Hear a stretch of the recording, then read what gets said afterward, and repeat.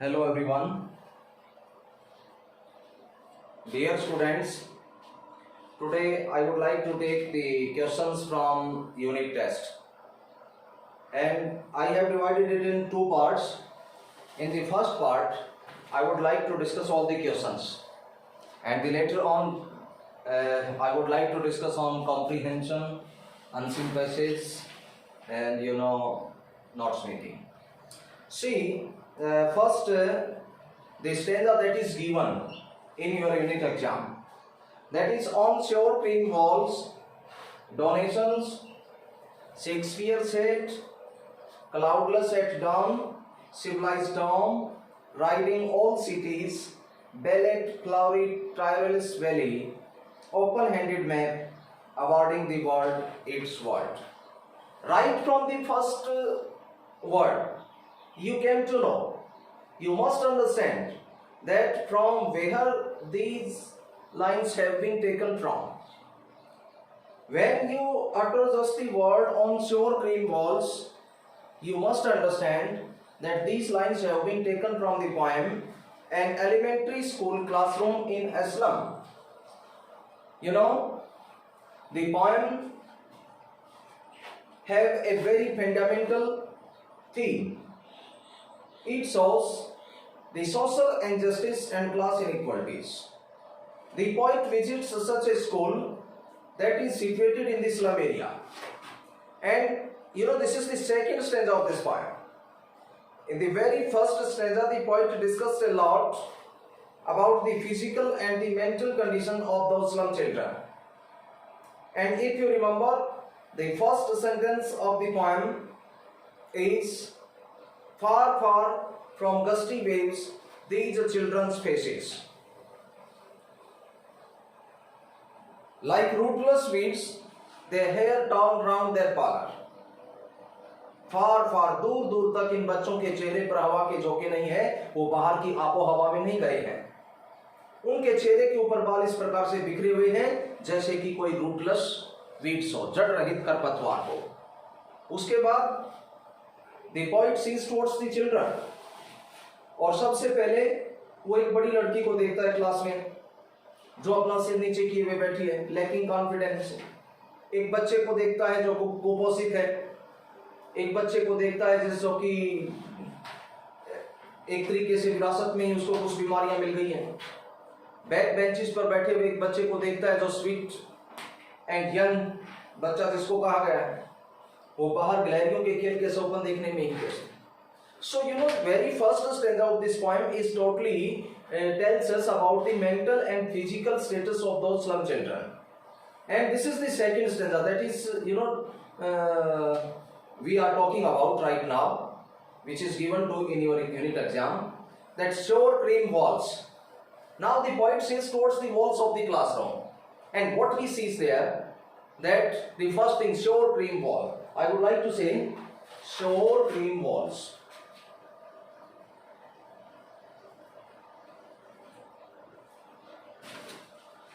Of white, कि question भी पूछा जाए कि उनका कलर कैसा है दीवार.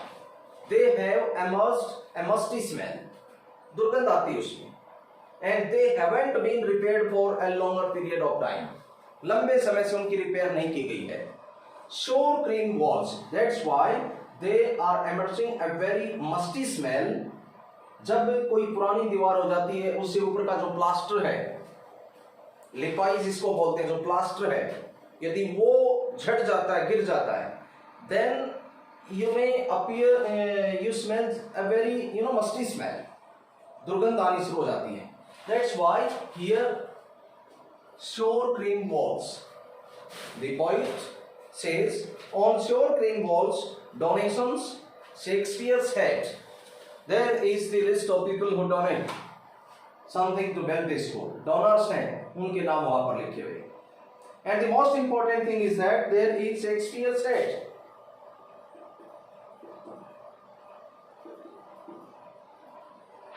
All know about Shakespeare. He is the father of English literature, the scholar. But there is the picture of William Shakespeare's head there. Okay? Cloudless at dawn, उगते हुए सूर्य का दृश्य। क्लाउडलेस, बादलों से रहित, डॉन सूर्योदय, उदय होते हुए सूर्य की तस्वीर वहां पर है। Civilised dome riding all cities, dome बना हुआ भवन, riding all cities, the most fabulous city across the world are also situated there. Very cloudy, tireless valley, and even though there is a tireless valley and it is situated in Austria, the most beautiful valley across the world. The image of tireless valley is also situated one of the classroom wall. Open-handed map, there is open-handed map, जिस map को role किया जा सकता है। यहाँ दो प्रकार के संसार हैं, क्वेश्चन में भी पूछा जाए। एक संसार वो है जो कि इस मैप में शो किया गया है, ये प्रोस्पेरिटी को शो करता है, समृद्धि को शो करता है। ये जो संसार है ओपन हैंडेड मैप में जो शो किया गया है, it certainly shows the world as it exist. The world of the map shows as the world exist exactly, but there is no spot of those that particular slum area there. लेकिन उस map में slum area का कोई चिन्ह नहीं है, कोई संकेत नहीं है। बहुत ज्यादा स्प्लेंडेड थिंग्स हैं, लेकिन एक ह्यूज कॉन्ट्रास्ट है उन सब चीजों के बीच में। वो सारी की सारी चीजें उन स्लम चिल्ड्रन के लिए, उन बच्चों के लिए यूजलेस हैं, व्यर्थ हैं। सबसे पहले कवि क्या कहता है, शोर क्रीम की बात करता है, जिससे मस्ती स्मेल आती है, जिससे दुर्गंध आती है खट्टी। ओके, उसके पश्चात विलियम शेक्सपियर के धड़ की बात की जाती है, वो उसका चित्र वहां पर लगा हुआ है। डोनेशंस जो डोनर है उनका नाम लगा हुआ है। ओपन हैंडेड मैप वहां पर है, गुबंद बना हुआ है। टायरलेस वैली का वर्णन है वहां पर, टायरलेस वैली है जो ऑस्ट्रिया में सिचुएटेड है। और awarding the world its world, try to understand, awarding the world, awarding means showing, दिखाना, शो करना। द वर्ल्ड इट्स वर्ल्ड, जैसा संसार है वैसा ही संसार शो करता है। कौन? ये मैप करता है। This is the exact word and the world of poor slum children is the restricted area. Those Windows, जब विंडो शब्द आता है पोएम में जहां पर भी, आप याद रखना, window that means the restricted area where the slum children survive in utter poverty, जहां बहुत गरीबी के अंदर रहते हैं, उस स्लम एरिया में जहां पर ये बच्चे रहते हैं, उनका जो संसार है वो विंडोज है। Not this world, there world, उनका संसार वो नहीं है जो ओपन हैंडेड मैप में शो किया गया है। ओपन हैंडेड मैप प्रोस्पेरिटी को शो करता है। ओपन हैंडेड मैप में रिवर्स हैं, केप्स हैं, सब प्रकार की चीजें हैं, लेकिन उनके संसार में जो स्लम चिल्ड्रन हैं उनके संसार में वो सब नहीं है, इसलिए ये यूजलेस है। बाद में कभी कहे भी का नेक्स्ट स्ट्रेंजर जो आएगा उसमें बोलेगा कि William Shakespeare is wicket and the map a bad example. Is surely William Shakespeare, the father of English literature, is a wicked person? No, the poet doesn't mean to say that William Shakespeare is a wicked person. In reference to these slum children, obviously William Shakespeare is a wicked person because they have nothing to do with such type of personality. Having the picture of such type of person there is useless. Only one thing they can do, they attempt to steal them.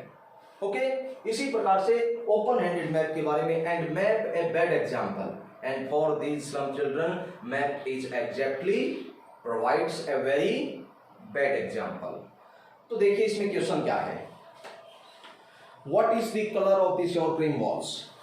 Colour पूछ लिया गया है sure cream walls का। Sure cream walls, here sure cream walls are off white, हम जिसको बोलते हैं of white. और ये ऑफ वाइट क्या होता है, मटमैला कलर होता है, जिसकी ऊपर की जो सतह होती है वो गिर जाती है, उसके पश्चात उसमें एक विशेष प्रकार की गंध आनी शुरू हो जाती है, मटमैला कलर हो जाता है उसका।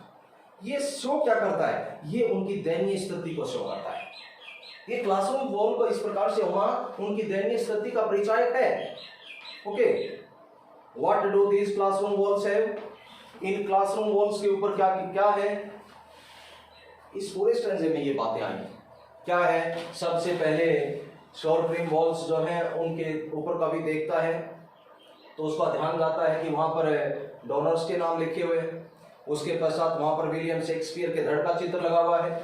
उसके बाद वहां पर ओपन हैंडेड मैप है, खुले में लटकता हुआ मैप है जिसको रोल किया जा सकता है, जो संसार को वैसा ही दिखाता है जैसा कि एग्जैक्टली संसार है। लेकिन दुर्भाग्य की बात यह है कि उस ओपन हैंडेड मैप में वो जगह शो नहीं की गई है जो जहां पर वो बच्चे रहते हैं। ओके, और टायरलिस वैली भी है। वहां पर क्या है, टायरलिस वैली जो कि मोस्ट ब्यूटीफुल वैली है अक्रॉस द वर्ल्ड, जो कि ऑस्ट्रिया में है, उसका चित्र भी वहां पर लगा हुआ है। लेकिन ये सब चीजें एक ह्यूज कंट्रास्ट क्रिएट करती हैं यदि हम उन बच्चों के संदर्भ में इनको देखें। तो आप ये ध्यान रखोगे क्या क्या था वहां पर। What do this classroom walls have? Which two worlds does the poet hint at? Two different worlds. One is the world of prosperity, prosperous world, full of development. और second world is the exact real world for the slum children, window. जब word आता है window मतलब restricted area, वो उनका संसार है। एक संसार वो है जो ओपन हैंडेड मैप में है। ओपन हैंडेड मैप में जो संसार है एग्जैक्टली वो रेफर किसको करता है? उन लोगों को करता है जो समृद्ध हैं, और वो हर चीज को शो करता है एग्जैक्टली जैसे संसार में है, लेकिन उन बच्चों के वर्ल्ड को शो नहीं करता। इसलिए दो संसारों की बात की गई है। Two world does the poet hint at, दो संसारों के बारे में कवि बात करता है। पहला संसार ओपन हैंडेड मैप में शो होने वाला संसार है, समृद्ध लोगों का संसार है, और दूसरा संसार वो विंडो, वो खिड़कियां, वो रिस्ट्रिक्टेड एरिया है जहां पर ये बच्चे अटर पॉवर्टी में सर्वाइव करते हैं। ओपन हैंडेड मैप के बारे में मैंने अभी आपको बताया है। Open handed map exactly prosperous लोगों का है, समृद्ध लोगों का है, जिसमें एग्जैक्टली वर्ल्ड को वैसे ही शो किया गया जैसा संसार है। लेकिन दुर्भाग्य की बात क्या है? Very unfortunate thing from those slum children is that there is not even a single spot is shown in that particular map of that slum area. उस slum area का एक बिल्कुल स्पॉट भी, एक चिन्ह भी, एक संकेत भी उस पर नहीं है। अगला जो क्वेश्चन था आपका, ये पैराग्राफ जो था फर्स्ट चैप्टर से है, और that a great trouble with अल्सिस, और ये समाप्त होता है रिप्रोच आवरसेल्व्स विद से। स्पीकर कौन है आपसे पूछा गया है। नरेटर लिटिल फ्रेंच है, पूरी स्टोरी को कन्वे करता है, और यहाँ एम हेमल एड्रेस करता है। कौन एड्रेस करता है यहाँ पर? एम हेमल एड्रेस करता है। Now these fellows they may have right to say that you pretend to be the Frenchman and you neither speak your language nor write down. तुम फ्रांसीसी होने का ढोंग करते हो, तुम अपनी भाषा को लिख नहीं सकते और तुम अपनी भाषा को ढंग से बोल नहीं सकते। ये जो वर्ड्स हैं, ये दे कौन है यहाँ पर? दे आर द जर्मन्स ही है। वो जर्मन लोगों की बात करते हुए कहता है कि अब उनके पास ये अधिकार होगा। According to the speaker who are to be blame for prevailing situation, सभी को इसके ऊपर वो ब्लेम करता है, अपने लिए भी, स्टूडेंट को भी, पेरेंट्स को भी, क्योंकि टाइम एंड अगेन बीच बीच में सभी की इस पर रिस्पॉन्सिबिलिटी रही है। We have a great deal to reproach ourselves with. Reproach करना होता है धिक्कारना। We have a great deal to reproach ourselves with. Here mean to say that it is not only your fault, little friends. It is being said by the teacher M. Hamel, and he said further that haven't I sent you to watering the plants? क्या मैंने तुम्हें पौधों में पानी देने के लिए नहीं भेजा? क्या मैंने तुम्हारी, जब मैं फिशिंग ट्रिप्स पर जाता था तो उस समय छुट्टी नहीं की? और क्या तुम्हारे पेरेंट्स ने थोड़े से एक्स्ट्रा इनकम के लिए तुम्हें फार्म पर और मिल पर काम करने के लिए नहीं भेजा? So we all have a great deal to reproach ourselves with. Those people sitting at the back benches may have some reason not able to learn proper French language.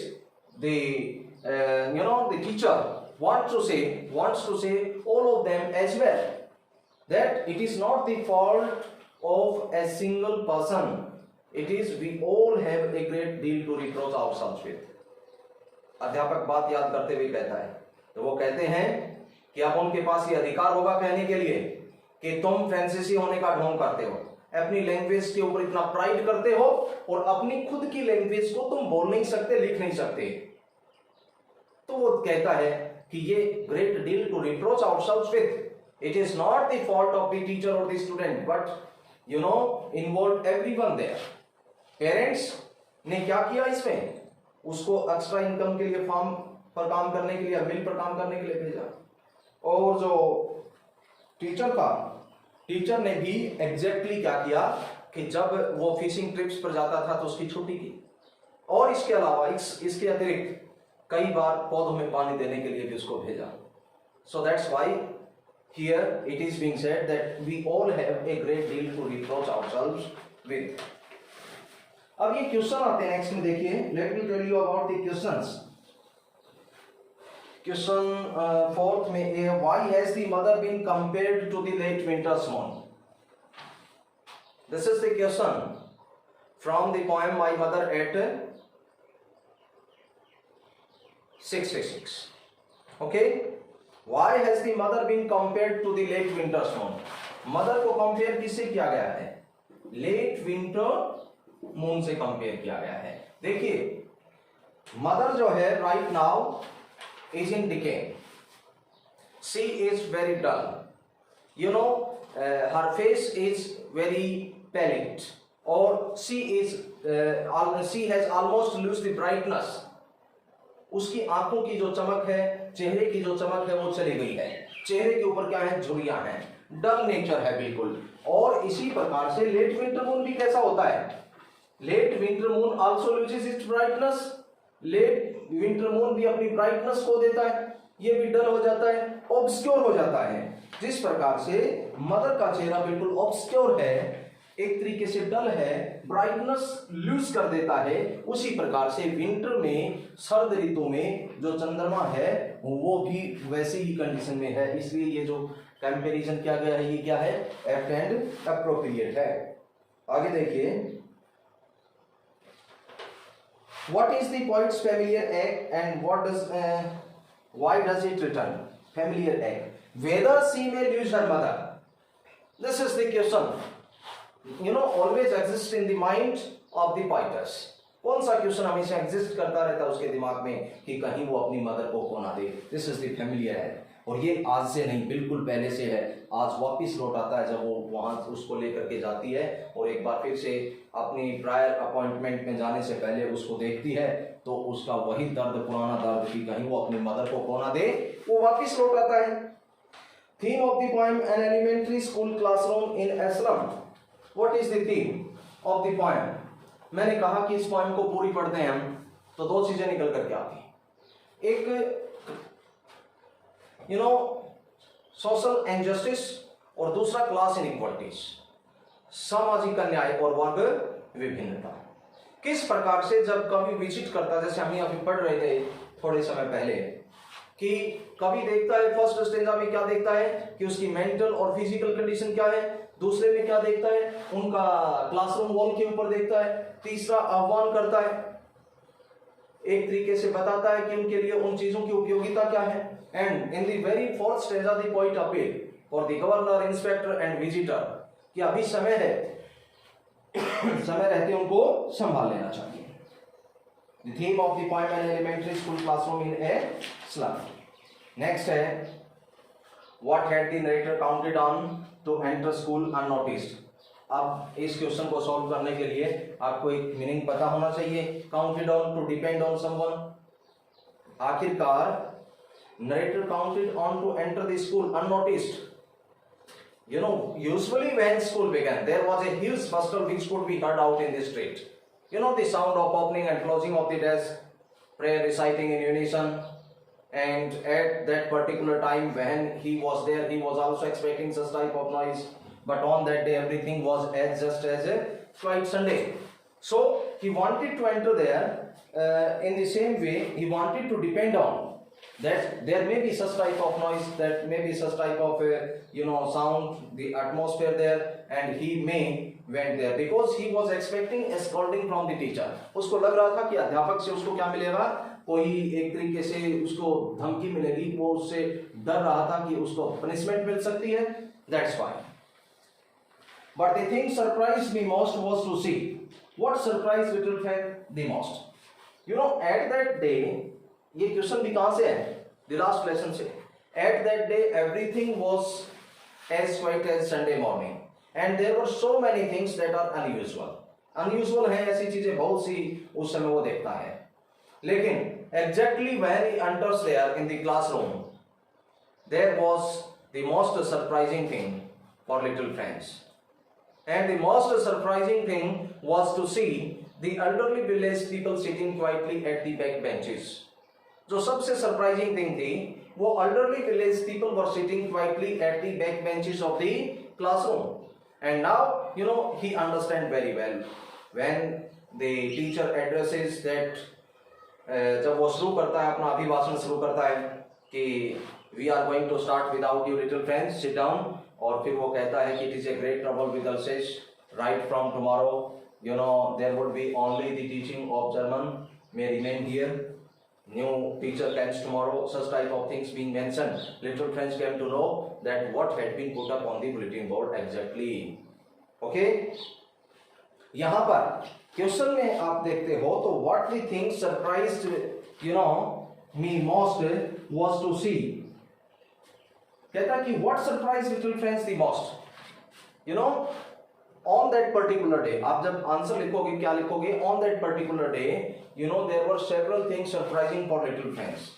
Usually when school began, there was a huge bustle which could be heard out in the street, opening and closing of the desk, prayer reciting in unison, but on that day everything was as quiet as Sunday morning. But when he entered there, first he saw the teacher, and the teacher was in his beautiful green coat, frilled shirt, all embroidered, and when he entered into the classroom, what he sees, that was very startling for him, that elderly village people were sitting there just like kids. जब वो वहां पर जाता है तो पीछे के benches पर वो देखता है कि वहां पर जो गांव के बड़े बुजुर्ग लोग बैठे थे वो बच्चों की तरह से बैठे हुए थे. ये उसके लिए सबसे आश्चर्यजनक था.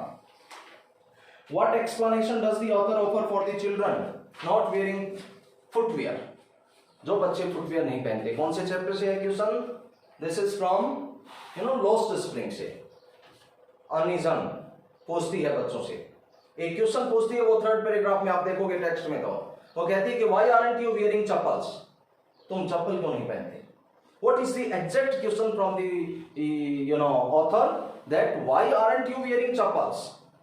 Then the army of barefoot rag pickers, जो कि आर्मी है पूरी बेयरफुट रैग पिकर्स की, उनमें से एक बच्चा कहता है my doesn't bring them down from the shelf. एक बच्चा क्या कहता है कि my mother doesn't bring them down from the shelf. अलमारी से मदर नीचे उतार कर नहीं देती. तभी दूसरा बीच में बोल पड़ता है.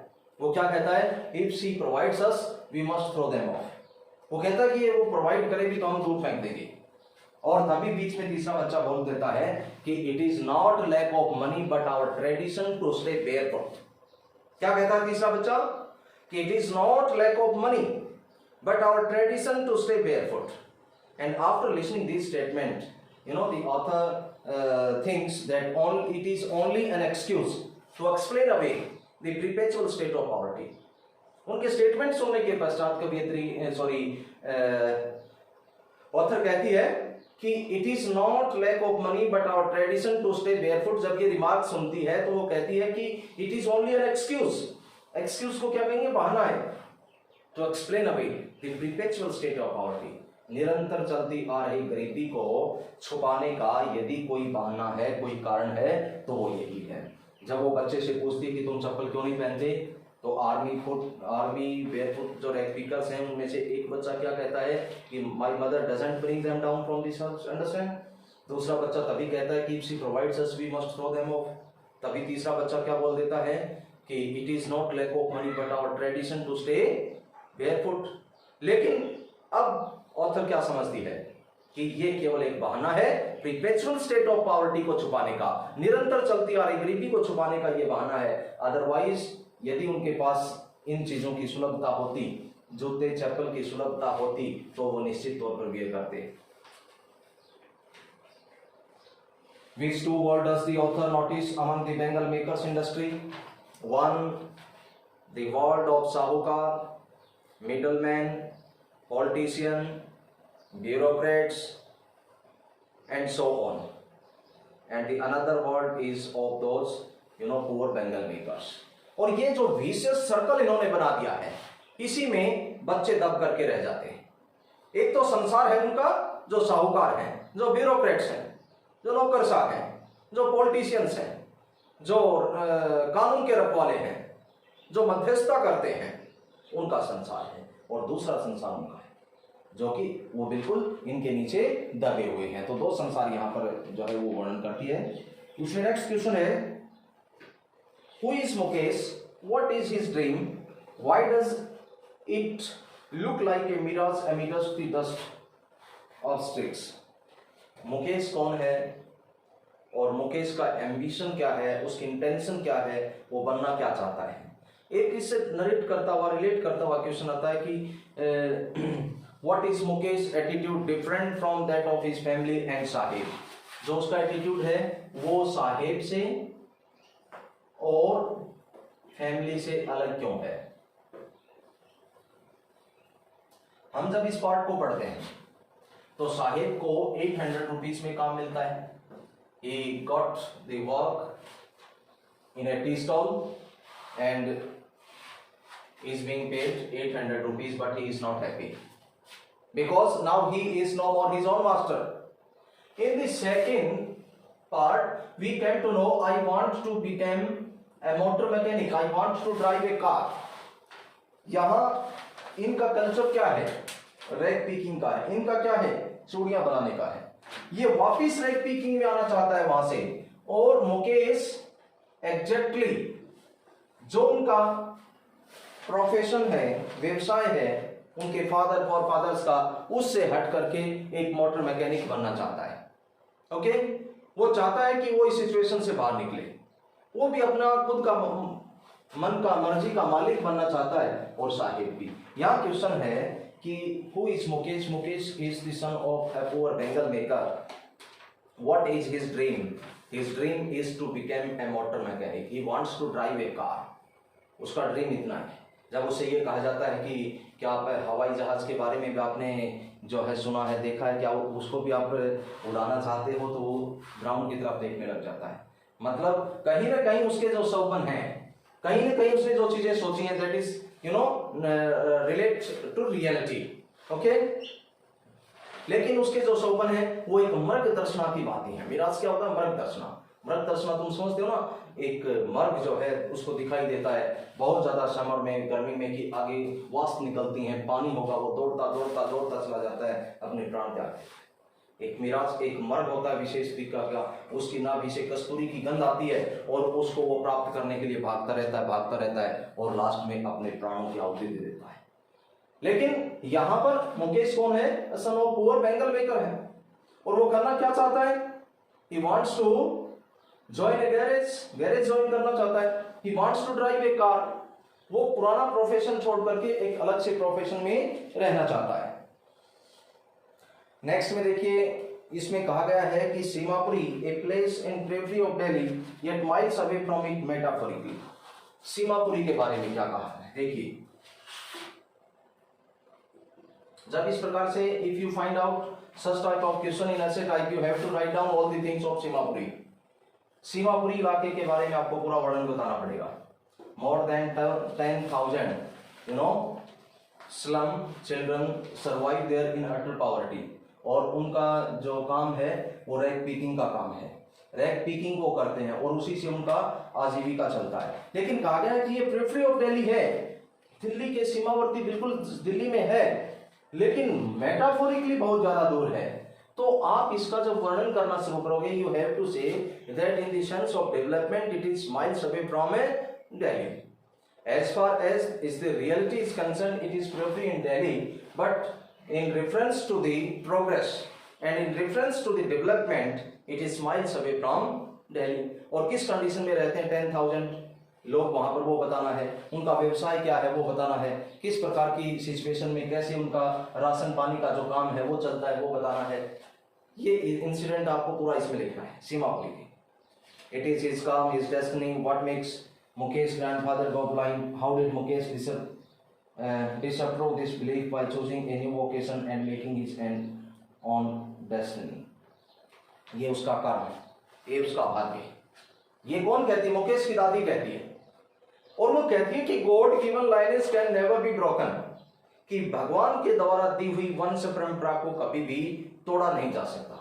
भगवान ने जो वंश परंपरा बना दी उसको हम तोड़ नहीं सकते। लेकिन यहाँ मुकेश का जो दृष्टिकोण है वो बिल्कुल अलग है। वो क्या ज्वाइन करना चाहता है, गैरेज ज्वाइन करना चाहता है, and he wanted to start his own business. Okay, how did Mukesh disapprove this belief? By choosing a new vocation and making his own destiny. Mukesh wants to become his own master by choosing a new profession. He wants to select a garage. He wanted to go into the garage, and thereupon he wanted to learn driving car, even though, and wanted to become a mechanic. आपको विस्तार से ये चीजें लिखनी है ऐसे type question में. These are the important questions from the unit test I have taken from. Okay, and in the later part I would like to teach you other different questions. Thank you.